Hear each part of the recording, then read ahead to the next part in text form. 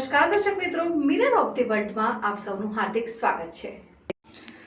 Vadodara ગ્રામ્યના Shinor police સ્ટેશનના અપહરણ થતા મારામારીના ગુનામાં વોન્ટેડ આરોપી સોહેલ ઉર્ફે દબંગ નૂર મોહમ્મદ શેખને પકડી પાડતી વડોદરા શહેર એસઓજીના police inspector Shri S T Ratra નાઓને અલગ અલગ ટીમો બનાવી NDPS એક્ટ હેઠળ અને અન્ય ગુનાઓમાં ઘણા સમયથી નાસ્તા ફરતા આરોપી નાઓને પકડી પાડવા જરૂરી સૂચનાને માર્ગદર્શન આપેલ, જે સૂચનાને આધારે એસઓજી ટીમના માણસો વડોદરા શહેર વિસ્તારમાં પેટ્રોલિંગમાં હતા। તે દરમિયાન એસઓજીના હેડ કોન્સ્ટેબલ જતીન કુમાર રવિન્દ્રભાઈ નાઓએ પોતાની બાતમી થકી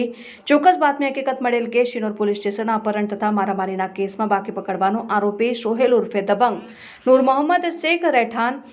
SMT ચેમ્બર ખત્રીવાડા નાકા અલીફનગર 3 રસ્તા પાસે વડોદરા શહેરનાઓ હાલમાં તાંદલજા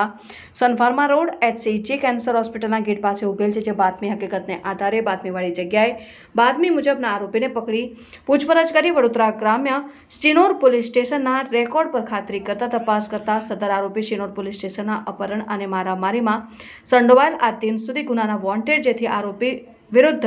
હસ્તગતની કાર્યવાહી કરી આગળની કાયદેસરની કાર્યવાહી હાથ ધરાયેલ। પકડાયેલ આરોપીનું નામ સોહેલ ઉર્ફે દબંગ નૂર મોહમ્મદ શેખ।